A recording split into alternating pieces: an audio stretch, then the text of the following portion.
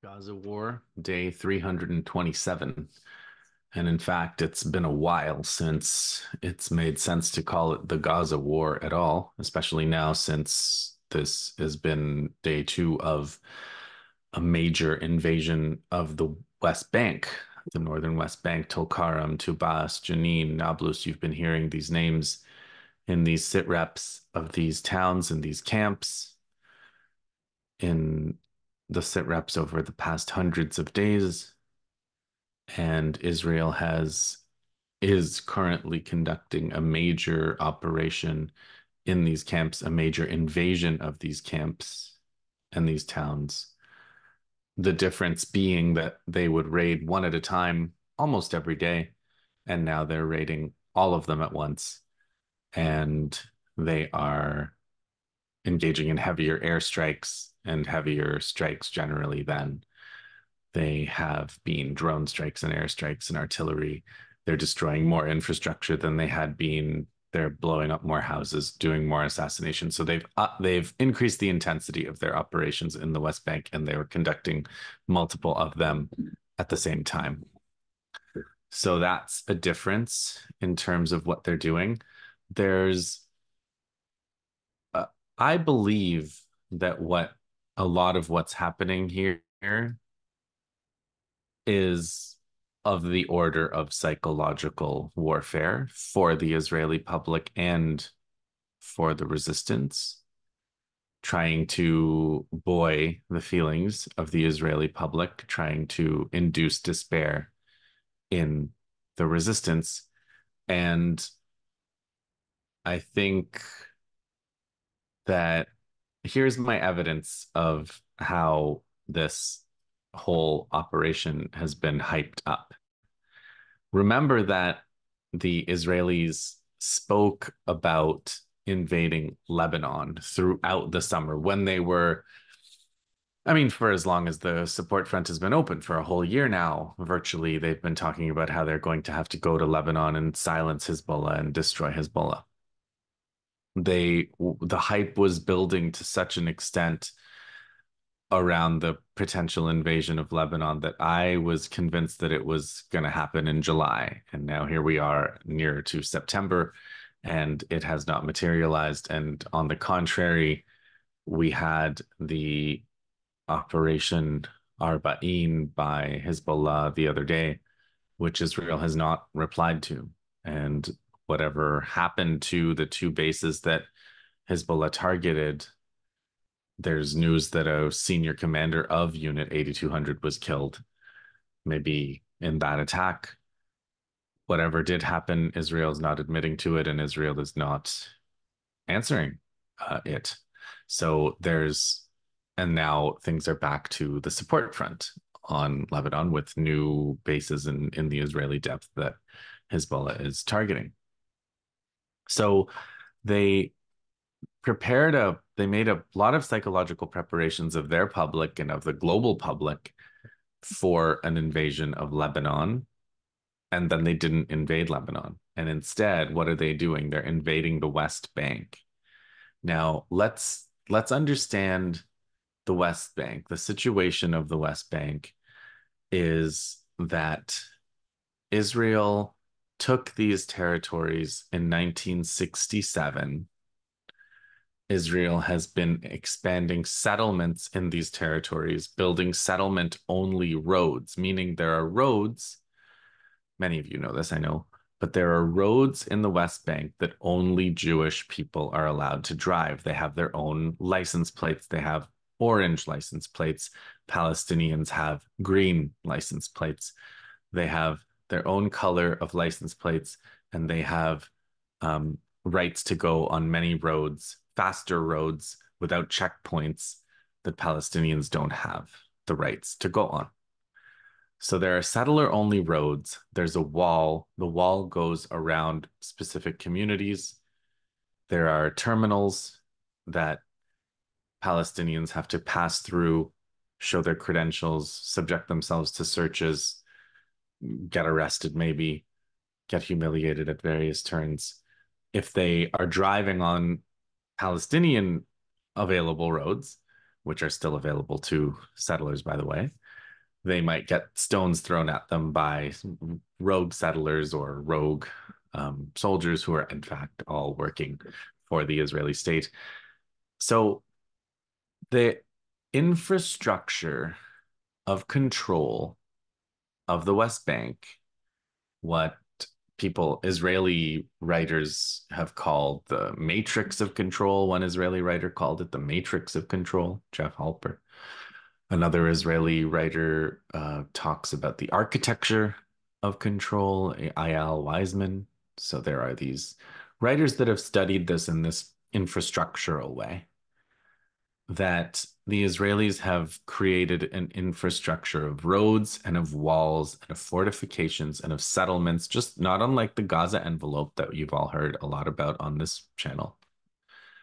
But the West Bank has many Gaza envelopes. The West Bank has more infrastructure of control. The West Bank has deeper interests in terms of water. The West Bank aquifer is something the Israelis are very much exploiting.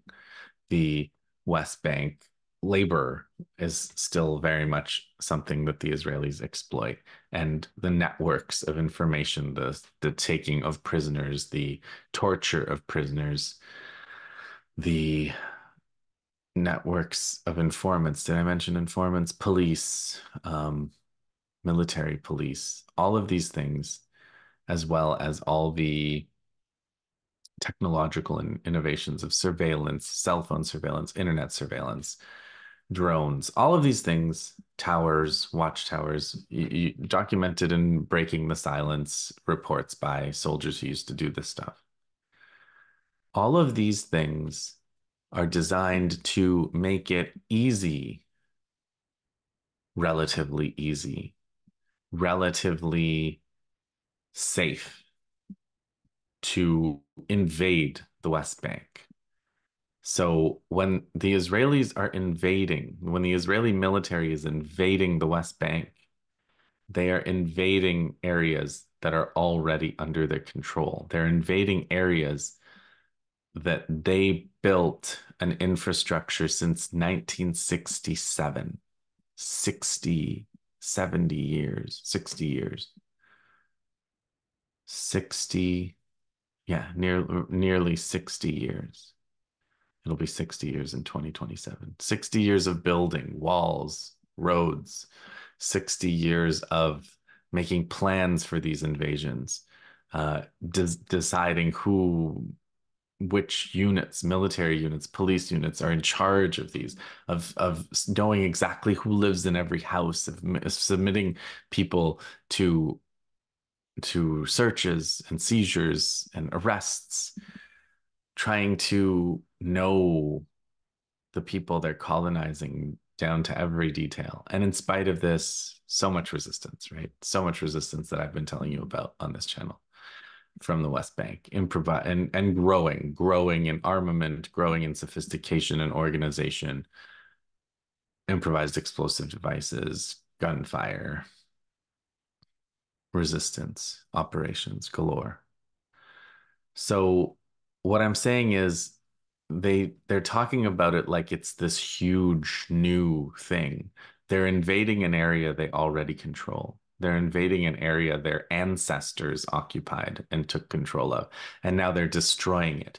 And destroying Gaza, destroying the West Bank.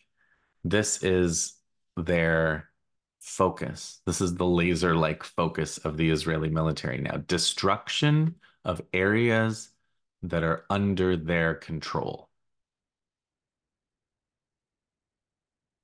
Shall I say that again? Israel's military is focused on the destruction of areas that are under their control. Gaza is under their control. The air, the sea, the land is under their control. It's the underground of Gaza that's not under their control. It's the underground from which the resistance comes, attacks them, ambushes them, and returns to. The West Bank is under their control through the systems of settlements settlement roads, checkpoints, surveillance, the military, the occupation. They're going and destroying the infrastructures of areas they control. And so this they're trying to show this as a huge, scary operation, the West Bank invasion, the biggest operation since 2002 when they invaded areas they controlled. In 2002, it was a bigger deal because they were basically saying we're canceling Oslo, the Oslo Accords, the peace agreement that was supposed to lead eventually to a Palestinian state that was signed, that was brokered by the United States and signed by Yasser Arafat in the early 90s. And when the Israelis invaded in 2002, they were basically saying, this is off. We are going to now invade and occupy like we used to before Oslo. And there's no peace deal. We don't care about the peace deal. We don't care about the peace process. That was what 2002 was. And now we're in 2024. Nobody thinks they care about the peace deal. Nobody thinks they care about Oslo. Nobody thinks they care about the peace process. Only the most self-deluded, or it's not even, nobody believes it. There are people who say it because they think you're stupid enough to believe it, but there's nobody who actually believes that there's a peace process. So this huge invasion, it could be that they are going to deploy I think it's likely that they're going to deploy the Air Force in an escalated way. And that's probably what they're signaling when they're saying we need to treat the West Bank like Gaza. And um, that's horribly destructive and and very, very, very much to be condemned and will be resisted by the resistance in the West Bank, which has less in the way of armament than Gaza, but which is a bigger territory, which has different fronts, which has um, all kinds of different differences, not all of them negative compared to Gaza. So it could be that this is the setup for this is the beginning of a long war of that becomes more intense in the West Bank. But the beginning of it, what the Israelis are doing is a raid on the same lines as they've been doing almost every day of these towns, except they have mustered more troops and they're doing it more at the same time. And so maybe the intensity will ramp up. Maybe the intensity will continue to ramp up, and then the Israelis will start having attritional losses in the West Bank as well as Gaza. Israeli resources are also finite. They can't they can't occupy Gaza while conducting the same level of intensity of warfare in the West Bank and trying to maintain a presence for getting hit by Hizbollah's missiles in the north. Um, their resources are finite too. Of course, they're completely backed up by the US, but even Western resources for this conflict are finite. They have Ukraine, they have Taiwan, they have a lot of other worries that the West, a lot of other wars, a lot of other destruction, a lot of other um, exploitation and devastation to bring to other parts of the world. So I think that it behooves people who are watching to remember how much of what Israel is doing is psychological warfare. They've leaked the plan to stay indefinitely in Gaza. They've posted the possibility of giving evacuation orders in the West Bank the way they've done evacuation orders in Gaza. They've talked about their plan to expand the corridor. They're expanding the Netzarim corridor in Gaza. They're talking about how Netanyahu is constantly spoiling deals and negotiations. And now they also have this notion of a truce for the purposes of polio vaccination. I think all of these have a major element of hype to them. They all are misdirection, disinformation, psychological warfare to make you feel despair, to make you feel distrust in the resistance, and to make you feel like Israel has the initiative. Israel is making bold military moves when in fact redestroying areas that they're supposed to be in control of. They're supposed to be in control of the West Bank. They're supposed to be in control of Gaza. Instead, they're destroying the West Bank and destroying Gaza. Now, the other point about this, there's two more points I want to make about this, the psychological nature of this phase of the war. And that is, one of them is that I said this on Twitter, I think today or the day before, which is that Israel right now is looking, what can I say, a little bit better than I thought they would be looking right now. And that is because they did not invade Lebanon in July. And they have been so unrestrained in terms of their warfare against civilians in Gaza. They've been so depraved in terms of what they've done, in terms of new rounds of photographs of Israelis partying in women's clothing in houses that they've destroyed and are occupying. They've been so utterly depraved in terms of their flower massacres and their enjoying the starvation and the destruction, the murders of children, the rape, in terms of their celebration of rape, turning rapists into celebrities, television celebrities. They've been so depraved that it's easy to forget that in fact, where it really counts, they've been restrained in order to save themselves. They did not invade Lebanon.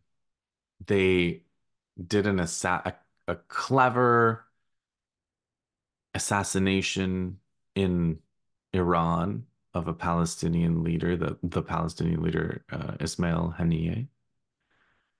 They did an assassination in Lebanon. They did not invade Lebanon. They did not attempt an overt military attack on Iran. They want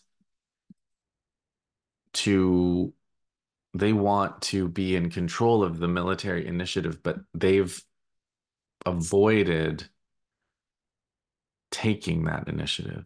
They instead, at every chance they get, they attack the civilians of Gaza, and now they're attacking the civilians of the West Bank, areas that they control. And if they if they're trying to provoke an attack on Israel, this is also psychological warfare. Imagine if they do get to the point where Lebanese special forces invade the Galilee, like we know they have the ability, or the ability of them to do that has been hyped, right? That's been, I don't know if hyped is the right word. It's been discussed. It's been discussed a lot. The fact that maybe at some point in the war, the Lebanese resistance, the Hizbollah, will invade northern Israel and keep it, because they have the troops, and those troops are capable in combined arms warfare. They have experience from the war in Syria, conventional army warfare experience from the war in Syria. But If that happens, if Israeli cities in northern Israel are invaded by Hezbollah, the kind of and occupied by Hezbollah and returned maybe eventually to their Palestinian rightful owners, the kind of atrocity propaganda that would be generated by Israel and Western allies and media at that juncture will make October 7th atrocity propaganda pale in comparison. If there was an actual invasion and a long-term take takeover of the Galilee by or any other part of Israel. October 7th was a raid. October 7th was intended to take prisoners that could be exchanged for the Palestinian prisoners. That was the point of October 7th. It was to break the siege. It was to get prisoners that could then prisoners of war that could then be traded for the Palestinian prisoners. That was the point of it. There were no rapes, there were no beheading of babies, all of there none of the things that Israel has gleefully done since October 7th were done on October 7th by the Palestinian resistance. There were civilian deaths. There was what Western armies consider extreme force protection. They did not sacrifice their own troops to keep um, civilians safe. They many times shot first and asked questions later. These are all um, violations of the laws of war. They are not anywhere near the scale of what Israel has done or what Western armies do. No Western army behaved has ever behaved better than the resistance on October 7th, as far as I know. Um, so October 7th was a raid. There was never any intention long term to take over the Gaza envelope by the forces that attacked Israel on that day. But if tens of thousands of ground troops invade northern Israel from Lebanon and hold on to it, the atrocity propaganda, the Israeli refugees that would be leaving, the things they would set up, the atrocity propaganda would be beyond anything we've ever seen. And I think Israel is very much ready to put on such a performance and wants to fight a propaganda war on the defense. It's not just propaganda that favors the defender in this case. Propaganda favors Israel, whether it's the aggressor or the defender, but it's also the military situation. I think Israel would rather Iran have to come to them, rather Ansar Allah has to come to them from Yemen, cross thousands of kilometers to get to them and have to fight than is for Israel to do the same. I mean, Israel would rather just let the Americans do it, but the Americans have to go from far too. Um, Again, the Palestinian resistance and Hezbollah are different. They're close, but they're dug in. Their nature of tunnel-based warfare in Gaza is defensive. Hezbollah, their entire posture for decades that they've built over time is one of defense and deterrence. It's not a posture of aggressive territorial conquest. So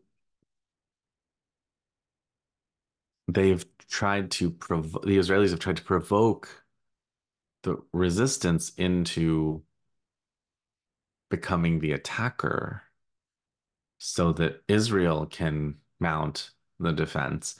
And like I said, above all, a propaganda defense that, I'd invite, I'd entreat you to imagine what that kind of propaganda would look like.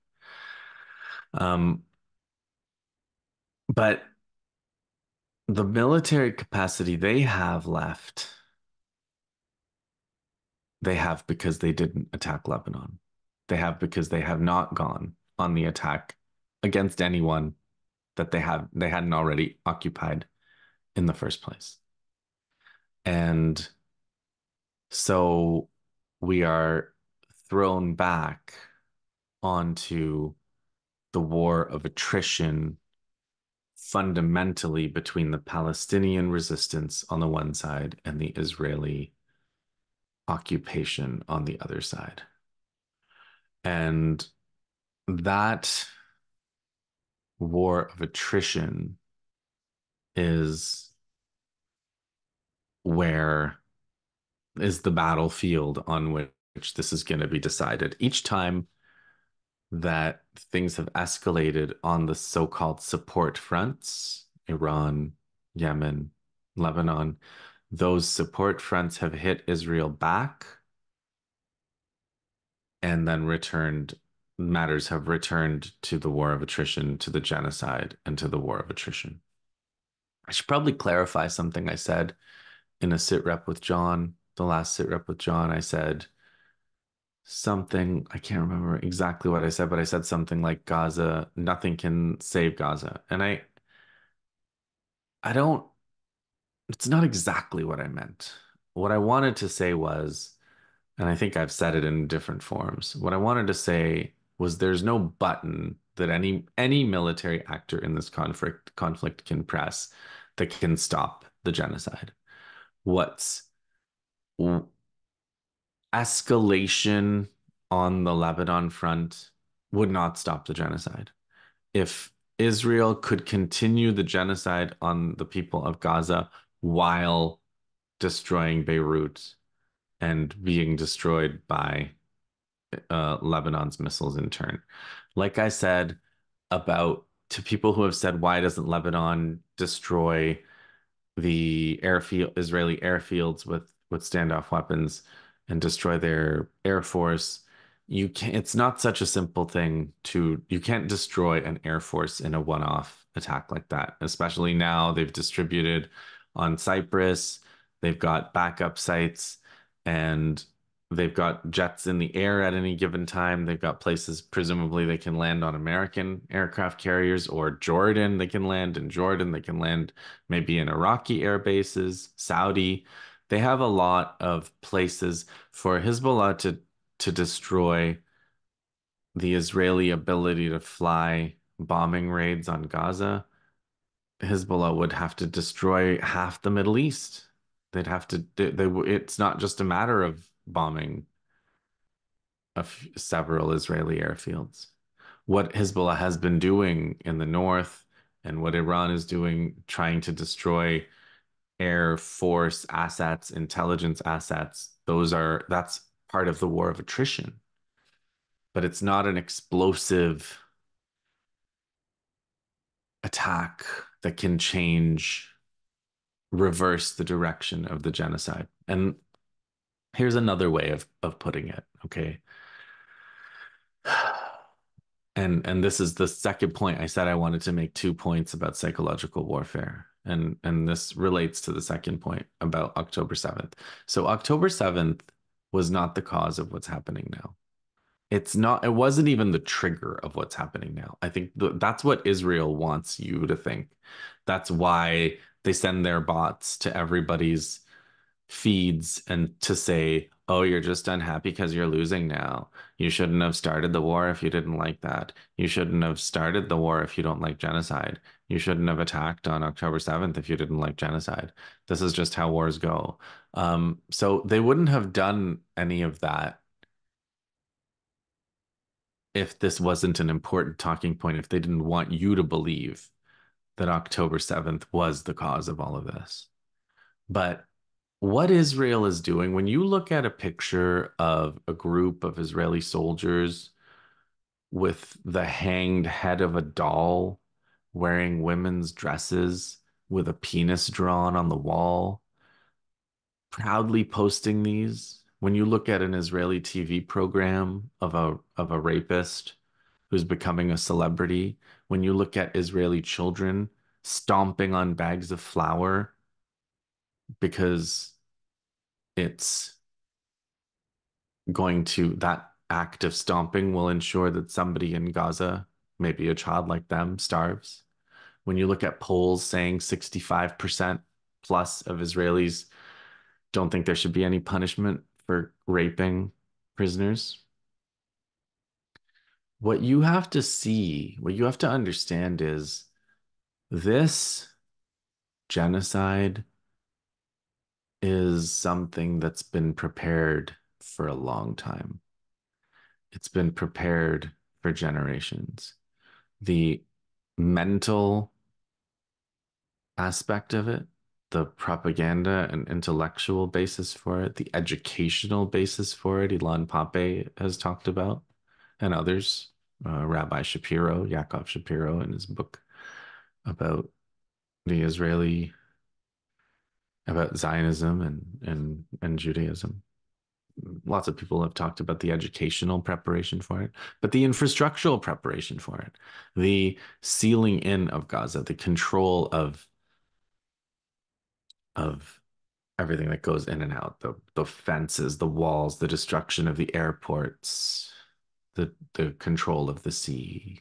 It's been exerted. The tightening, the continuous tightening of the siege, all the infrastructure of occupation I mentioned in the West Bank, the alliances, the maturing of the alliances with Jordan and Egypt and Saudi Arabia, the collaboration of these, the solidity of collaboration of these regimes. All of these things had to be prepared since decades. I've talked about it since 1973 for Egypt, since 1967 with the occupation, since 1948, since 1917, the West, the alliance with the West, and the Balfour Declaration, and the alliance with British imperialism when they took Palestine from the Ottoman Empire. These are things that it took a long time to get into place, and this was going to happen. This was always the plan. Genocide in Gaza was always the plan. In 2005, when Israel withdrew, I wrote an article. I was 20 years younger. I wrote an article about how Israel's removal of the settlers is opening Gaza up to the possibility of genocide now. So they also want you to believe that this was provoked by the Palestinians, but that's colonial genocide. They always claim it's provoked. They always find a pretext for them to do what their plan of to enact their plan of extermination. And if October 7th hadn't happened, Israel would have done it over something else. And they would have done it when they were ready. And, it could be that it emerges in the future that October 7th itself was some kind of preemption. And people have said, it's a preemption of the normalization with Saudi Arabia, but it could have been a preemption of a plan for genocide that the Israelis had been going to put into motion. And with these people, the Ben Gvir and Smotrich and these people in power now, this was going to happen. This was their plan. So this was their plan, and the resistance can only defeat them by wearing them down, by grinding them down. And they do not have the power in this type of war to do a humanitarian intervention to stop the genocide. This is another thing that maybe people have gotten the wrong idea about. There's the West has been putting out the idea that Western interventions are humanitarian interventions that are meant to stop imminent genocides. And there's a whole series of historical stories that they tell about Rwanda and about the Holocaust and about Yugoslavia and about Libya about how these were all failures of humanitarian intervention. And but the idea that you could deploy some troops and maybe take over the radio station and then stop the genocide. These are these are Western propaganda points, and um, it doesn't work that way militarily. And that's my elaboration of what I said, that sounded callous to say nothing can save Gaza. If a massive military that's been preparing and an entire society that's been preparing for generations to commit genocide against civilians and fights in a way that avoids military confrontation with any armed actor, that's impossible to stop. It's impossible to prevent immense civilian casualties. That's their whole goal.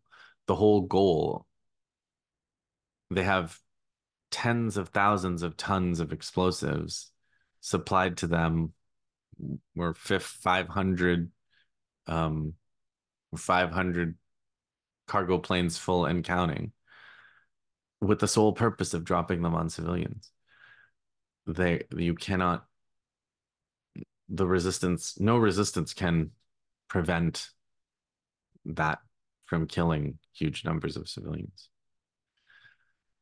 So that's where we are. At the very beginning of this conflict, I said these are the timelines. I talked about these timelines. I return over and over to these timelines. The timeline that the Israelis are on of trying to exterminate the Palestinian population, and I think now that the West Bank is in play, their goal seems to be the extermination of the Palestinians under their control. And the fact that these Palestinians are under their control is why they're vulnerable to genocide. And the other Axis powers are not under Israeli control. And that's why Israel isn't fighting them. Israel isn't able to destroy them because they're not under their control. And so that's the Israeli timeline. How fast can they exterminate and destroy the Palestinians under their control? And the resistance timeline is, can they degrade the Israelis' military capacity to the point where it collapses before it collapses in terms of morale, it collapses in terms of specific, what do we call it? Limiting factors, probably armored vehicles. And it collapses economically. These are the timelines, and these are the parallel processes of the strategy that's happening. Let me leave you with Ali Jazini. I've been talking about Ali Jazini and following Ali Jazini on Twitter, ALY and then JEZZINI. Tweets in Arabic, but you can just hit that translate button. And today's thread, he was talking about how time. He was talking about time and the timeline. And what he said was any future confrontation favors the resistance. And the longer in the future, the more favored the resistance, which is why the Israelis and the Americans want regional war now.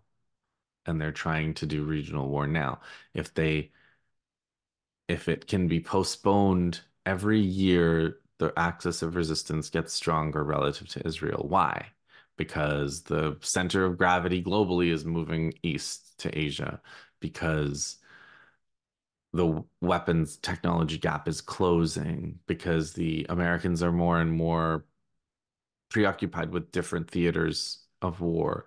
All of this concerns both the Israelis, according to Ali Jazini, and the Arab collaborating regimes, the Gulf, the Egypt and Jordan. And so these two timelines, the long term favors the axis of resistance, the short term chaos. It's not the most favorable, but it's more favorable to the West and Israel. And that's why he keeps saying a ceasefire is a victory. That's why if Gaza can survive and rebuild with Hamas in power, then that is a resistance victory because the resistance goes on another day into the future, which looks better and better for the resistance. If Israel gets the regional war and gets to totally degrade Hizbollah and Hamas with American help, then that's a setback for a generation. The Palestinian resistance goes back to a lower level of guerrilla struggle. They have to rebuild, they have to start over. I'll talk a bit about this idea of starting over in a future sit rep. Um, I want to talk about Yahya Sinwar's novel. I finished it. I'm gonna publish my review of it on my Substack, so check out my Substack. But I'm gonna discuss that here too because he talks about time too. He talks about the timeline. He talks about resistance. He talks about how it may be that the gains that are made are lost, and then you have to start over again. And maybe that's what happens.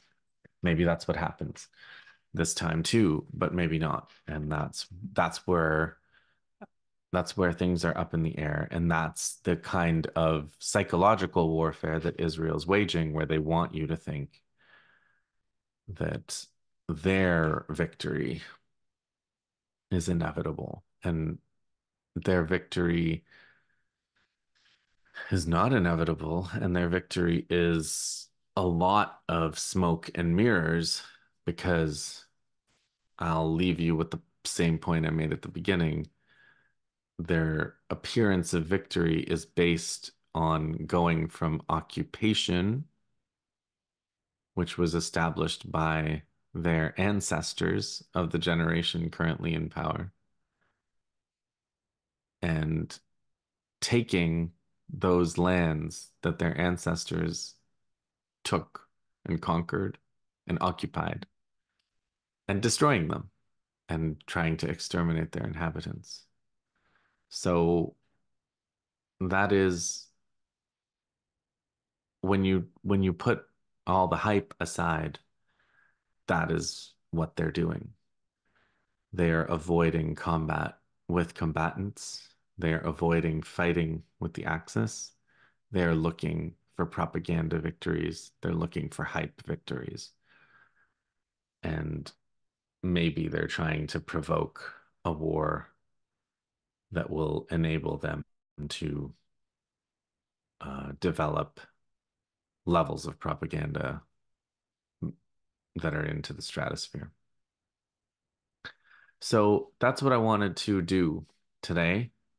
I hope that that helps you resist a little bit of this hype. I know that I've been dangerous. I've been in danger of falling for the hype when I heard about the evacuation orders in the West Bank. I got worried, and it took me a minute to kind of soberly think about what it was that Israel was actually doing and what their actual capabilities were and what their strategic objectives and thinking are for invading the West Bank, which is their, in theory, their possession. So, yeah, hang in there. We will I'll be back with my review of with my video review of Yahya Sinwar's novel, The Thorn in the Carnation, and before that it'll be on my Substack if you prefer reading. Obviously, if you preferred reading, you wouldn't be here. But if you like to read as well, it'll be on your Substack. It'll be on my Substack, I should say, justinpadour.substack.com. Calm? Is it? Is it a calm? And check it out there. It'll be there soon. You should probably subscribe to that anyway if you haven't already. Um, yeah, subscribe here too if you're new. Like and subscribe, and I'll see you in the next one.